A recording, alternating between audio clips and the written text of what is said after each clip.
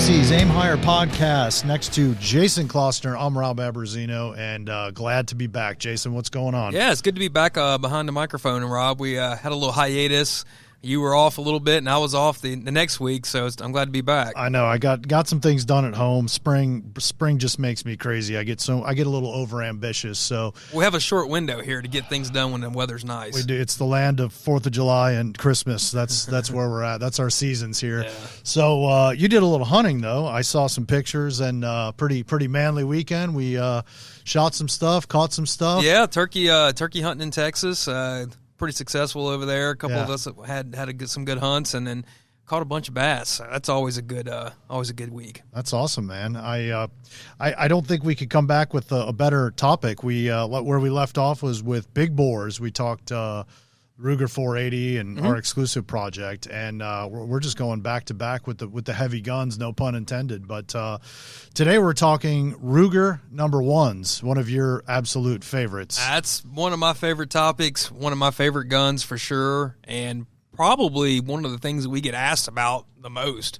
I would say probably the revolver, the single action revolver stuff, and Ruger No.1s. Absolutely. I field a lot of questions on social media about what people want, what they're looking for, what calibers they should be done in, and so forth, and also availability and things like that. Yeah, it is, and it's probably of all the stuff that we do exclusive with, is probably the most collected of everything that we do.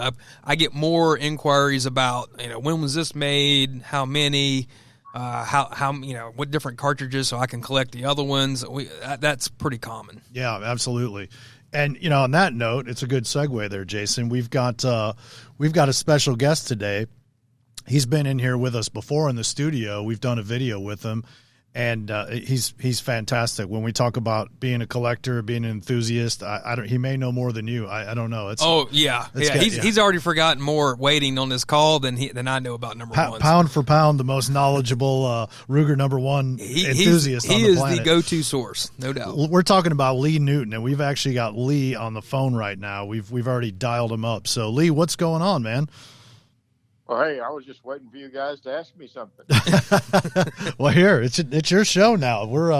We kind of built this around you, your vast knowledge and love for this particular line of rifles, and Jason as well. I think that having you two really talk about this and a lot of not just the history of it. We'll get into a little bit of that, the collectability, some of your favorites, maybe some of the stories behind some of our exclusives too. We got a lot to cover. So we're so glad you could take some time out with us. Last time you were here, we did a video and you pretty much blew up our YouTube channel. Jason and I have done a lot of great videos. Well, we think we're great. What we thought were good videos. You come in and just blow them out of the water with views and everything. So people really responded well to you. So we're really glad to have you here, Lee. Well, let's hope we can engage as many folks today with this podcast and just talking about Ruger No.1s. I mean, I could talk for 4 hours nonstop, but I know that's not our plan. But we'll see. I'd start off by saying that No.1s really appeal to three classes of people: hunters, shooters, and collectors. And some of them are all three, and some of them, are just one or two. And then, myself, I kind of consider myself a hunter and a collector. I don't shoot that much. I only shoot enough to be sure that what I'm shooting, I can hit what I'm hunting. So, right. The example. Well, I think a lot of people fall into that. It seems like a lot of the people that I had talked to, over the years, they collect them, but they also have a handful of them that are their designated hunting guns as well.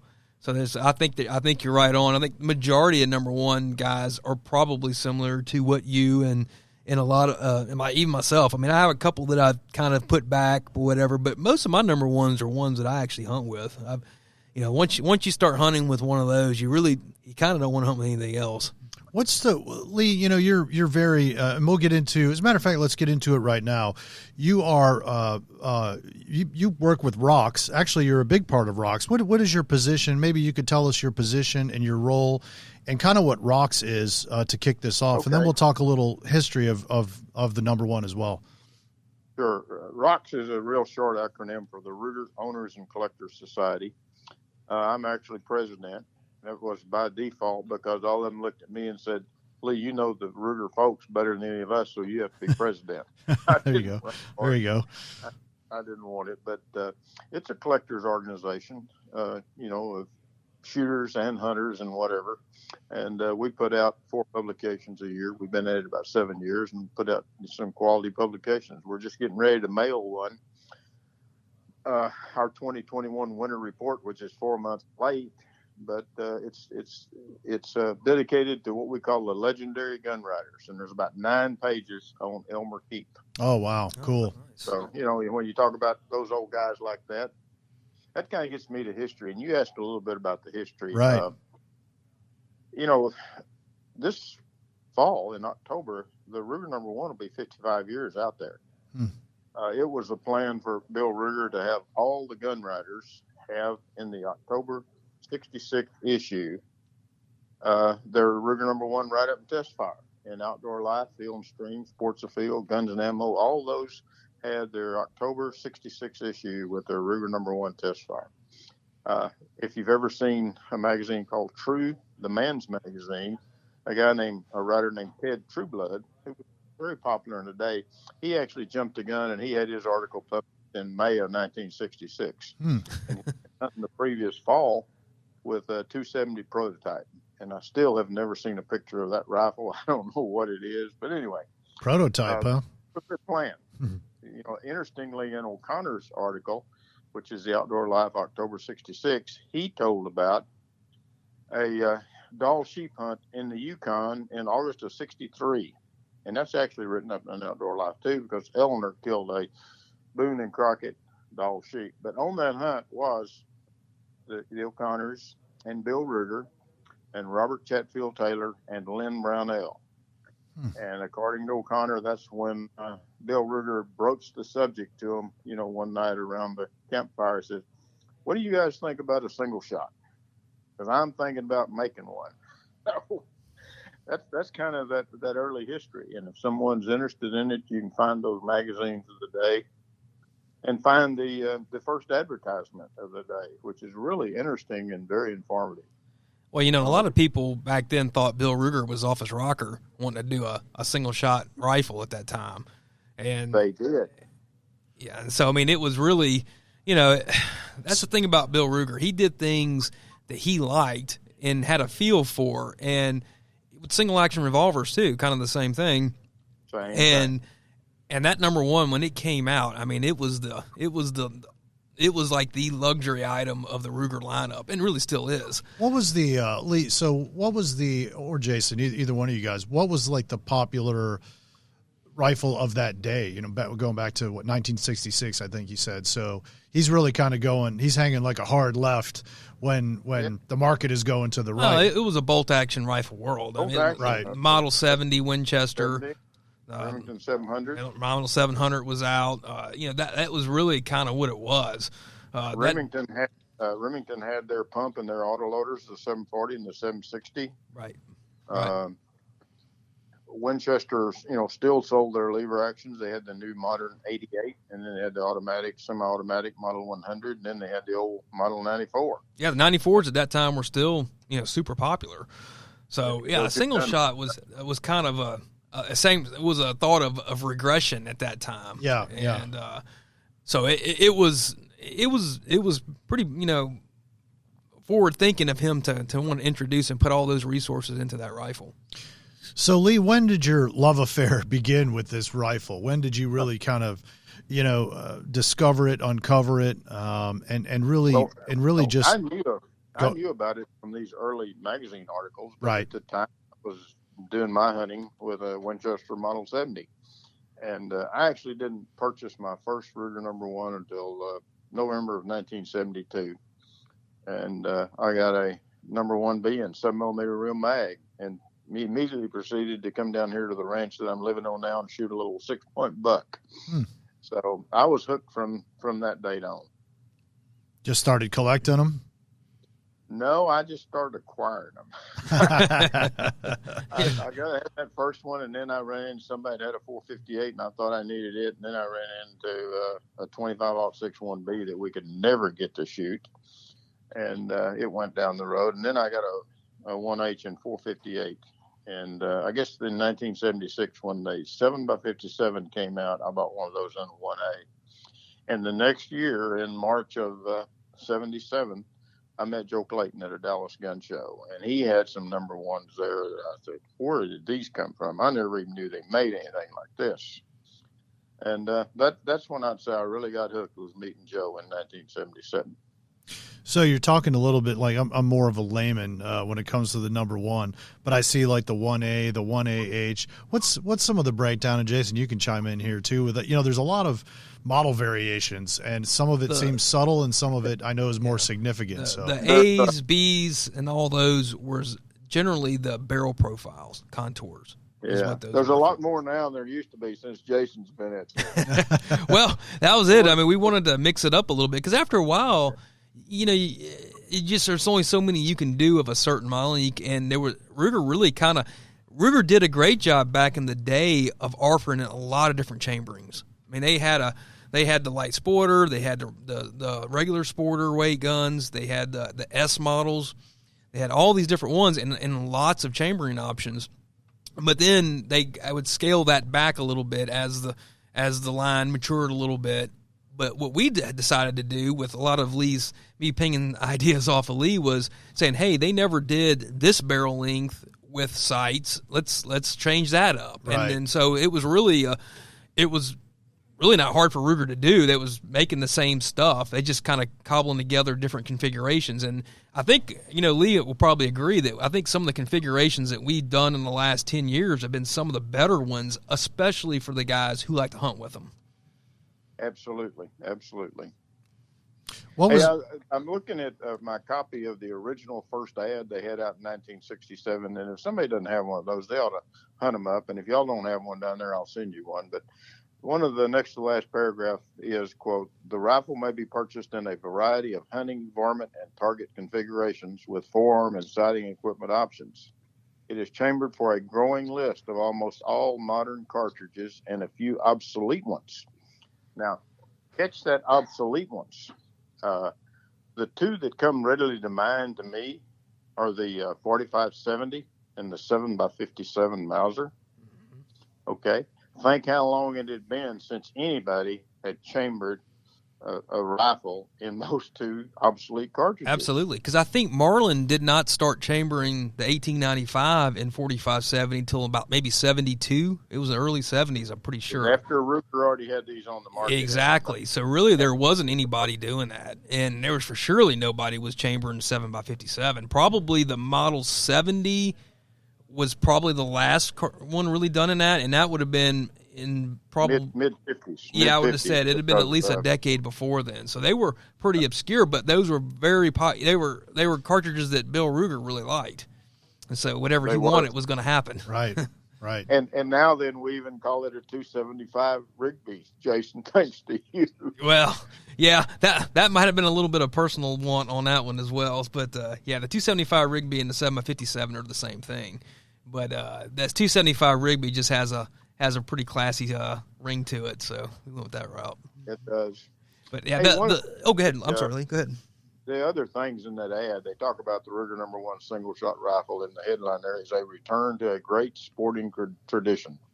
And that's kind of what they were about, is that it was a real tradition of people hunting with single-shot rifles at one time in this, in this country and around the world. Absolutely. Well, Bill Ruger was a big fan of the Daniel Fraser rifles, the Ferguson rifles, which the No.1 was pretty based off of, and he was his collection was full of those type of rifles. So it only made sense that he would want to take his modern production capabilities and make something that the average working man could afford. I mean, those kind of guns were bringing big money back then and still bringing big money now then. But Bill Ruger was the genius of taking these classic designs and making it affordable for, anybody who really wanted one. So it was a great service to the shooting public, in my opinion. Yeah. The No.1 was supposed to retail at $265 without sights and $280 with sights back in the day, and wholesale on them was $190. That was more than a Remington 700 or more than a Winchester Model 70 of the day, but they held that price on those things for at least 10 years before it ever went up. So I'd like to have a few of those now at that price, Yeah. right? You know, I saw some older flyers that we did back in the early 2000s and looking at some of the pricing of the No.1s, and I'm like, man, why didn't I buy more of these things back then? Because they were it really hasn't been up until the last, 5 or 6 years that just due to production and stuff that the prices have kind of gone up, but they were pretty affordable even up until the early mid 2000s. they were. Let's talk Lipsey's exclusives real quick. So, Jason, we'll talk first one, best one in your opinion. Then we'll get Lee's take on his favorite one too. Oh. So, do you remember what the first one was? Yeah, I do actually. The first exclusive No.1 that we did was the first K1A, which the K1A is a stainless No.1A light sporter with sights with a walnut stock, and it was in 7.62 by 39, which is, I know, sounds kind of crazy for a No.1, but it was inspired by a dealer friend of ours who kept pushing us to say, hey, you know what, a No.1 in 7.62 by 39 would sell. And this was back, I want to say, Lee, you probably remember better than I do, but that was maybe 2003, 2002. It was early when we first. It was at least then, or maybe a little earlier. I thought it was 1999, but maybe, yeah, it was right around that time frame, and at that, the 257 Roberts K1A came out in about 2004 or 5. right, and that was the second one. So yeah, I think this was 2002, 2003. Regardless, at that time, 7.62 by 39 ammo was so cheap and plentiful, you could buy 1,000 rounds for $80. Yeah. And so his thought was, hey, I got these cases of ammo stacked here. If somebody had a cool single shot rifle, they could actually go out and shoot. Yeah. And so, okay. And he said, look, if you make them, I'll commit to buying 100 of them. I'm like, okay, even better, And so at the time, this is back at that time, the order, and Ruger said, look, it's be a 250 piece minimum. So I said, okay, well, we can sell another 150 of them. Of course, back then, 250 of something was a lot, know. Yeah. But so 100 being sold was a great deal.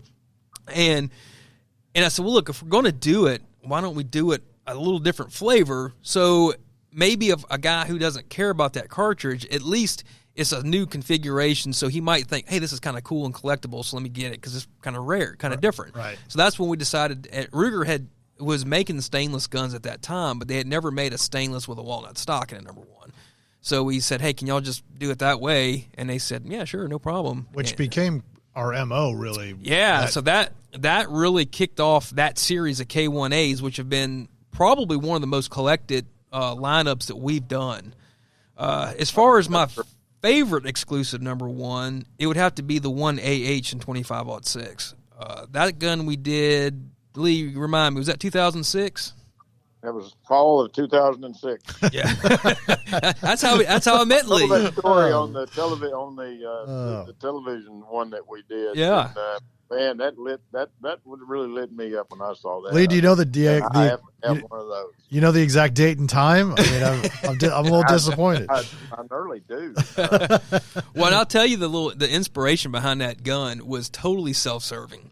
I'm not going to lie. Right. That I had been dying for a Dakota No. 10, and a Dakota No. 10 is a falling block single shot rifle similar to a No. 1. It was made by Dakota, and they were, I think, starting price about $3,500. They were not cheap. Right. But they were super thin. They were skinny barreled, no sights.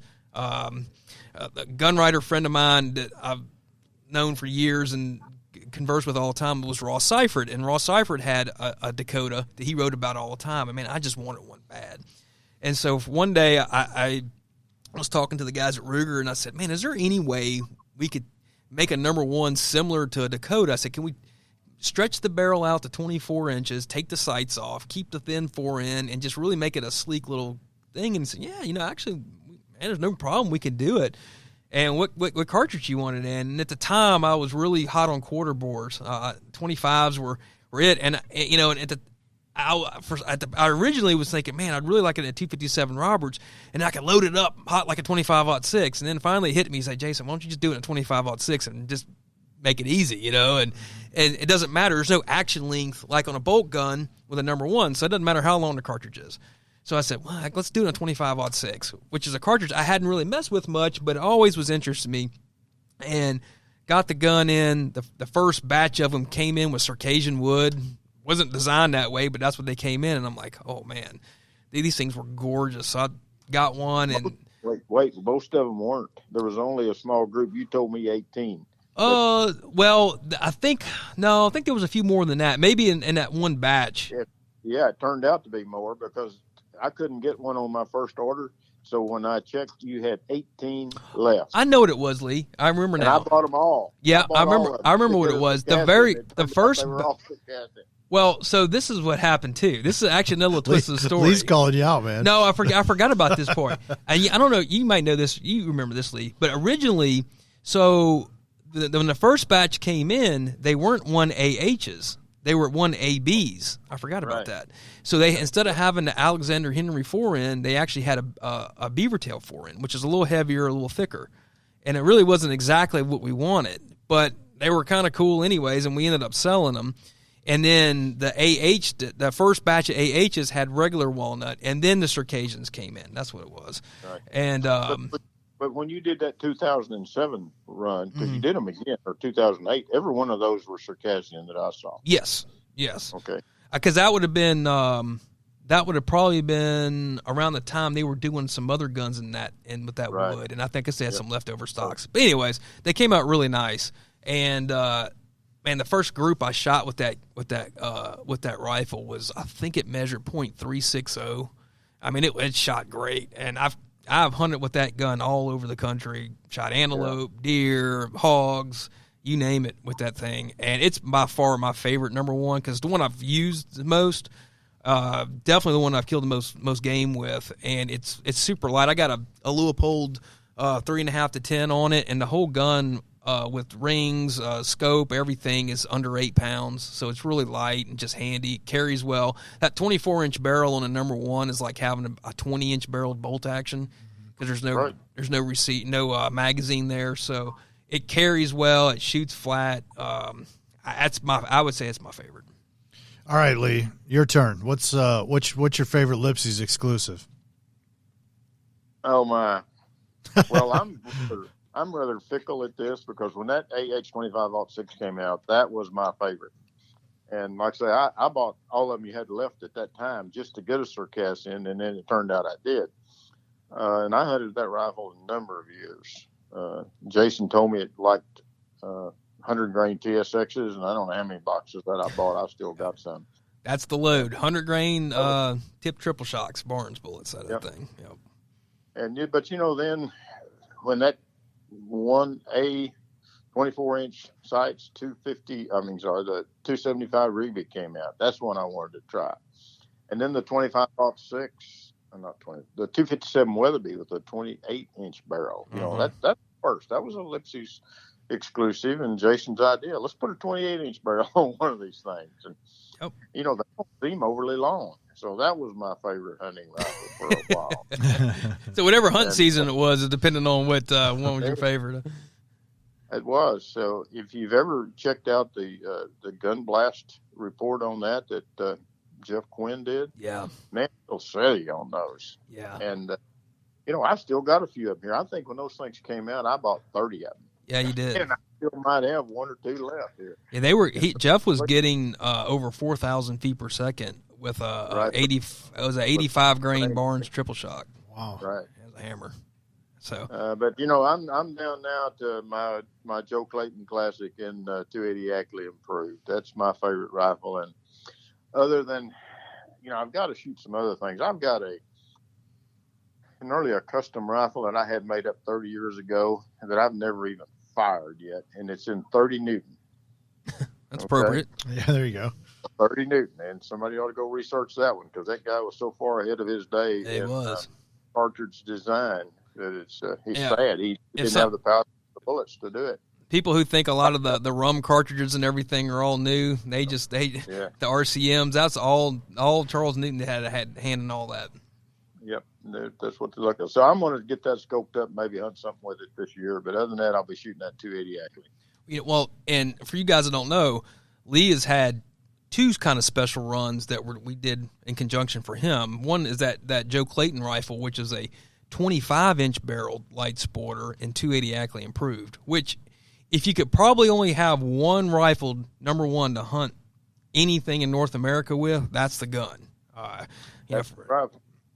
It's the 280 Ackley is an awesome cartridge. We've done some other projects in it, and I tell you that is a great round, and that rifle balances in like none other that Ruger's made. And the other one's kind of a little more obscure, but it's that R.O.C.S and 375 Ruger, which was pretty cool. That is. Yep, that's pretty cool. But I'll tell you what, the recoil on that thing is horrendous. Yeah, well, I imagine the weight on it had to be pretty light on those, wouldn't it, Lee? Yeah, it's pretty light. But, we've Tom, my brother-in-law, has loaded us up some reduced load 375 Rugers with 12 balls. And it's like shooting a 22. Oh, I bet. And yeah. they're still at about 1,600 feet a second with a 235 grain bullet, which it kills hogs and deer. Oh yeah. So it's been fun. It's been fun to shoot. Basically, you made it a 38-55 at that point. Yeah, that's about what it is. Yeah. Well, I tell you those 280 Ackleys, the 275 Rigby's, all those are the ones that. I get that question a lot. It's like, hey, I can't afford to buy a ton of No.1s, but I want one or two to hunt a lot. And those 7mm are probably that's usually where I try to sway people to go. Is that kind of where you think too, Lee? Yeah, I do. It's just a good all around bore size for this country. Yeah, yeah. And you can hunt anything but the big bears with them, and I wouldn't feel too handicapped to hunt them with that 280 Ackley. Right. And I mean, Eleanor O'Connor shot everything on the continent in Africa too with her 7x57. So. That's true. That's true. Well, and they don't beat you up either. Even the 30-06 and the light sporters, they don't kill you, but they're brisk. And one of the more popular exclusives we did over time was the 35 Whelans in the light sporters. That's one we get asked about all the time. But I tell you what, those guns came in under 7 pounds because had such a big hole in the barrel. There wasn't not as much steel, and those guns were pretty stout when you load them up with some 250 grain bullets. I would say I've never pulled the trigger on one. And by the way, I still have a bunch of those here. Do you?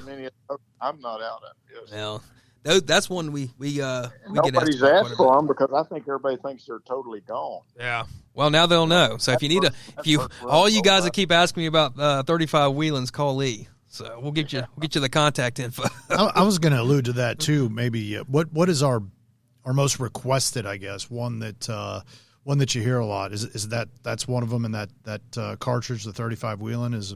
That one, I would say the one that I get asked about the most is the 6.5 55s in the K1A. It does, and that K1 RSI. Yeah.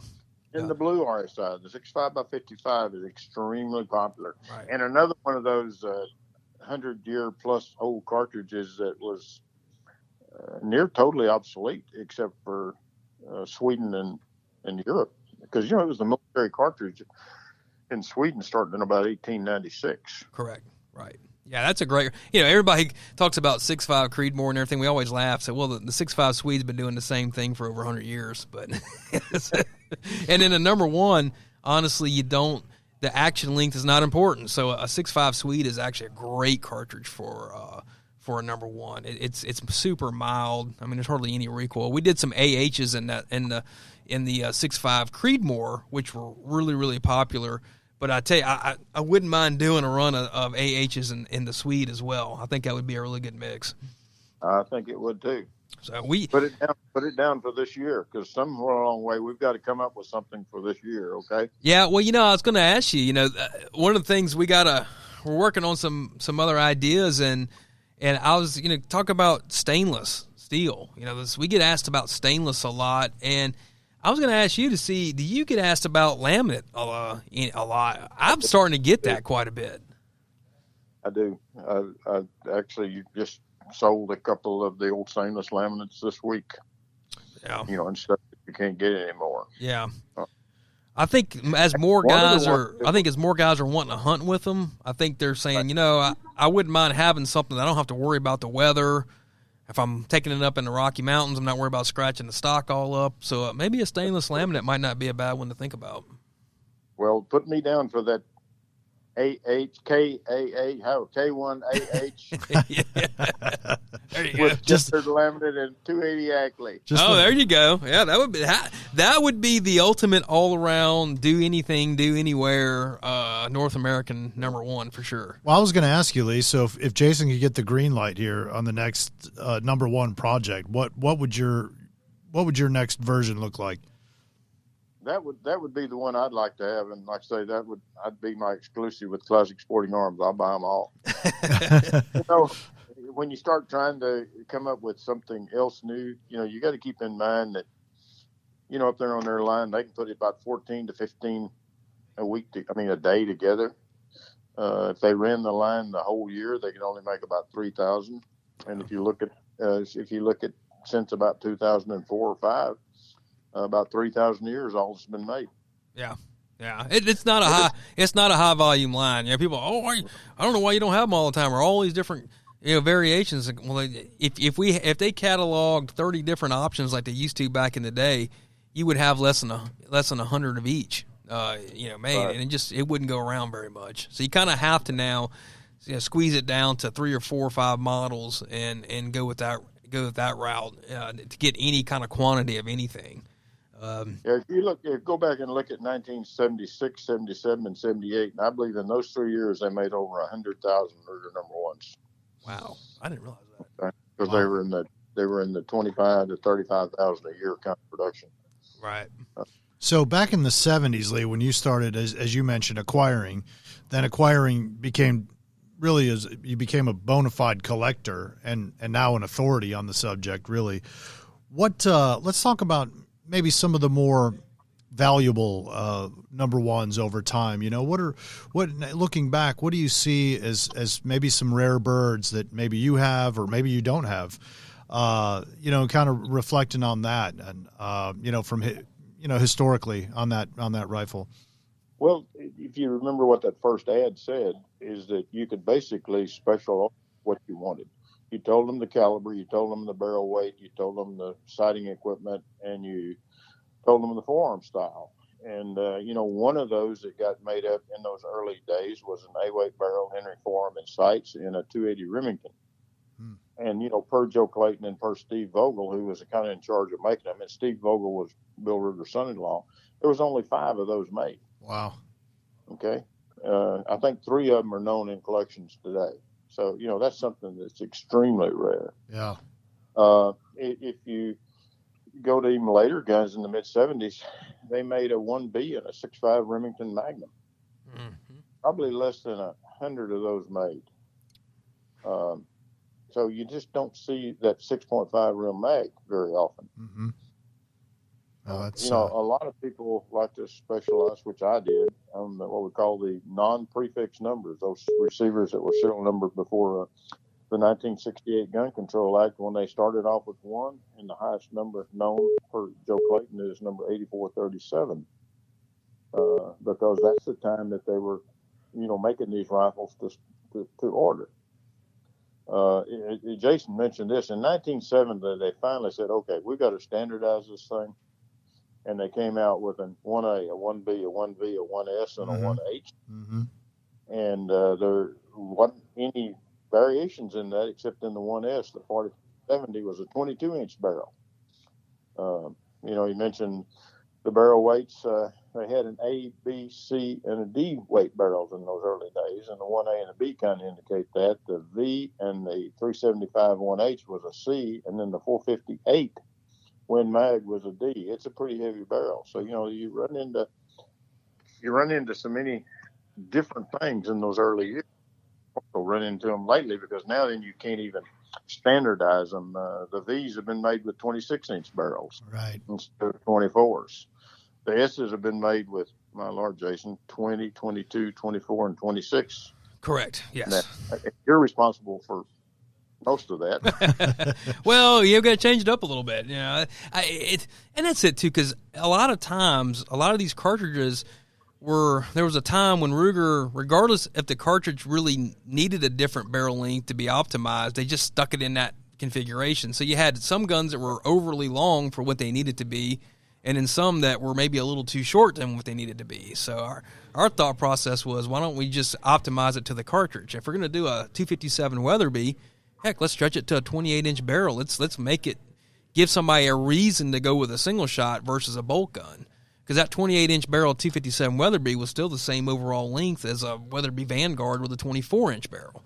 So it kind of gave a guy, I can get 4 more inches of barrel, which in a Weatherby is probably an extra 150, 200 feet per second versus a bolt gun. Now all of a sudden, hey, this makes sense. And it also didn't make sense to have a 26-inch barrel on a 44 Magnum. It's just kind of, it's diminishing returns. Mm-hmm. So why not make it a handier, brush type thing? So that's kind of what we've done. And look, Ruger, they're the easiest to work with this kind of stuff. I mean, they're great when it comes to getting it done. If they can do it and it makes sense, they generally will do it. And Lee, they call Lee and myself up all the time, and we share emails and chains and stuff on what they should do and what we should make and everything else. And Lee's always been a great resource on what was cool, maybe made in the 60s or 70s that hasn't been made in a long time. So that's been a great asset.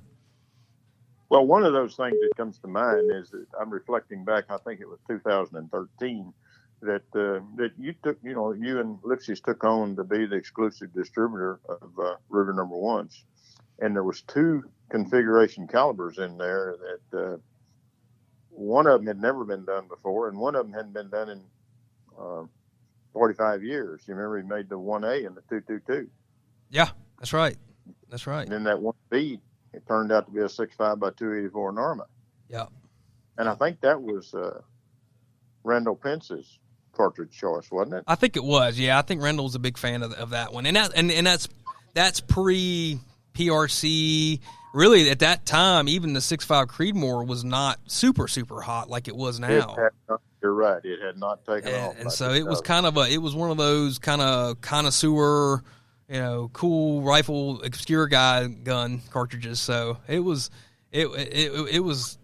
now. And now people are dying for that rifle. I mean, because now the 6.5 craze has happened. Yeah, but they still want that 6.5 284 Norma. I've had untold requests for it, and I haven't had one in 2 or 3 years. Yeah, we're getting a lot of requests for 6.5 and 300 PRC, and for future editions as well, which I think would make a lot of sense in the No.1. Honestly, that's a couple that we ought to try to make. I think so. Maybe a stainless laminate. That would be a pretty good hunting rifle.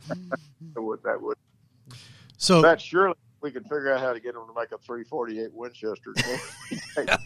We can make those. There's a handful of guys out there. It's just kind of an inside joke between Lee and I. There's a pretty hardcore group of guys. I don't know how many there are. It might be 5 of them, but there's 8. There might be 8 of them, but they want a 348 Winchester in the No.1 really bad. And 348 Winchester is. It's pretty darn obscure. It's a whole different barrel diameter, groove diameter. I mean, Ruger's never made a 348. Never heard of it. So yeah, and most people haven't. Right. But it is a cool cartridge, and it's rimmed, it makes sense in the No.1. However, it probably not something that's going to happen anytime soon. But we never know. We'll see. You never know. I think we looked it up. Wasn't the parent cartridge of that a 5110? It was, yep, 5110, which is a pretty obscure cartridge in its own right. So the only rifle that it was ever chambered in was the Winchester Model 71, starting in about 1930 up through the mid-50s. Yeah. And they didn't make very many of those, but my Lord, it stayed popular. Well, that's one thing you'll learn about Ruger No.1 guys is that the more obscure you can make it, the more it gets them interested. That's one thing I've learned, and you kind of have to come to grips with is there's a balance, because there's only so many guys that want No.1s in a 270 or a 243 or a 30-06, because I don't want to say it's boring, but it's just usually those No.1 guys are generally looking for something a little different, unique. However, you can't go so far obscure that there's no test ammo, there's no proof ammo for Ruger to even test them with. It's got to be a Sammy spec round, or they're not going to do it. And thirdly, when you're trying to sell, you got to remember, we got to sell these to dealers, not to individuals. So if you call up a dealer and say, "Hey, we've got this new exclusive No.1 chambered in a, something that really obscure, 318 Wesley Richards," and they're going to be like, oh, that's cool. Do you have any ammo for it? And you're like, no, nobody's made ammo in 100 years for it. Right. They're going to be like, well, I don't want it, So Yeah. it's a balancing act. So that's why I think we've had so much success with stuff like 6.5 by 55, 275 Rigby, 280 Ackley improved, those kind of cartridges where they are not as mainstream. They're a little different, and they're kind of cool kid cartridges, but at the same time, you still can get ammo. You can still feed the thing, so you don't have to be a hand loader to in order to shoot it. So I think that's kind of been the sweet spot. I don't know, Lee, if you agree with that, but that seems like what I've found over the years. I do. Yep. So, Lee, let me ask you, back to kind of where we started with R.O.C.S. You're the president of R.O.C.S, the Ruger Owners and Collectors Society. I get that right? Yes, the website is rugersociety.com. rugersociety.com. So I wanted to kind of plug that because on there, or they can actually get on our forums there, and you don't even have to be a member to be on the forum. And there is experts in every category of Ruger collecting that are on there regularly if somebody's got a question. That's fantastic, because I wanted to kind of open that up. If it was, it's open to everybody to kind of join in. I know, you just can't have enough enthusiasts in that category. So I think it's fantastic. What's the website again, real quick? rugersociety.com. rugersociety.com. We'll put that up on the screen when we do this. And Lee's website is a great resource for Ruger No.1 information as well. So, Lee, why don't you give us that? Okay, it's classicsportingarms.com. www.classicsportingarms.com. Okay, good. Two good websites for. And you've got a lot of No.1s for sale on that site too, right? No, I'm selling them faster than I can get them on there. That's not a bad thing. No, there's a lot of good historical information on there that I've compiled over time, and I'm hopefully start getting some more on there. Like I say, it seems like it's hard for me to navigate it, but it's all there somewhere. Yeah, and I'll tell you, it's tough. We get that. I get questions a lot of times from guys who are maybe up and coming. They've just been exposed to No.1s, and they want to know everything about them. I say, guys, look, there's a lot of information out there that even guys like Lee and me who've been doing this for a long time looking at them, we're still trying to figure out exactly what this, and because there's times when Ruger would call up and say, hey, we've got, we did a parts cleanup and we've got these guns, you want them? We're like, man, they never made this gun before. Mm-hmm. But then all of a sudden here's 5 of them. And so where do these come from? And so how do you really even connect the dots on that, document it? Because it really wasn't ever offered, but they made it. So was it made for? Was it something a friend of this guy wanted one, so they built a couple, or what? There's all that kind of stuff out there. One of those from the 80s that's really rare is a 1B and 284 Winchester. They're out there. Yeah. We know of a 1S and 357 Maximum. I don't think we do know of one, don't we? Yeah, but I don't think he's letting go of it. But there's all kind of cool stuff like that. But the thing that I want to work on when we update Joe's book, and that's a project of mine, the Ruger No.1 book by Joe Clayton, is to get a model number listing, because at least in recent years they haven't made anything without assigning a model number to it. Correct. And there's a bunch of model numbers out there that are vacant that I say, okay, I don't know what that is. So that tells me there's something out there I don't know about. Right. Well, and for all you guys who are asking and who collect the Lipsey's exclusive No.1s, Lee, I think you told me y'all are going to be adding a chapter in that book on those rifles. Chapter in that book, because you've had so many of those model numbers that are taken up with the very special rifles that y'all made. I think we did. I looked the other day, and I think over the last, since that 7.62 by 39, I think I kind of rough figured that between all the different No.1 exclusives that we've done over the years, it's about right at 13,000 guns. Wow! So it's pretty cool. Okay, yeah, that's cool. Probably over 30 or 40 different model numbers. Yeah. Oh, yeah, definitely. And Lee bought 12,000 of those. And Lee's got over half of them. So. What's the ETA on the book, Lee? I'm afraid to say. Okay. But anyway, it's a work in progress. Sure. I understand. Kind of like our next No.1 models. Yeah, right. It's a work in progress. Anybody that really is seriously interested in Ruger No.1s needs to try to find a copy of Joe Clayton's book. The hardcover was published in 1983. Softcover reprint was done in 2007, and so they're really dated from the standpoint of having anything about all the Lipsey's exclusives, which, Right. are more than you can count on your fingers and toes. I mean, Right. there's a bunch of them out there, and they're highly collectible just because, one, they're neat rifles, and two, they're fun to hunt with, and three, they're not common. Right. Yep. Yeah, it's funny. You mentioned that. You talk about some of the guns back in the 70s and stuff that there was only 100 and something made. Well, there's been a lot of little small runs of stuff that we've done in the last 10 years that's been even less than that.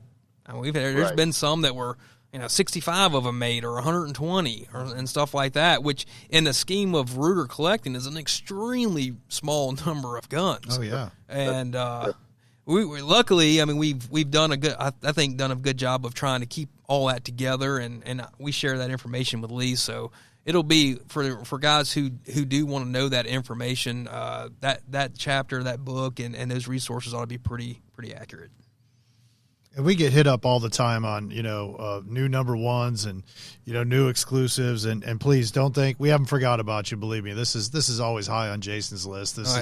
But, we continue to live in slightly strange times. So we've just got to keep plowing through. But I know we're as soon as we can get things back to normal, our single actions, a lot of stuff that we're hoping to see some daylight here sooner than later. But we read, we hear, we see, believe me, all these questions that you guys send in and requests and everything. It's a lot of fun, and we really appreciate it.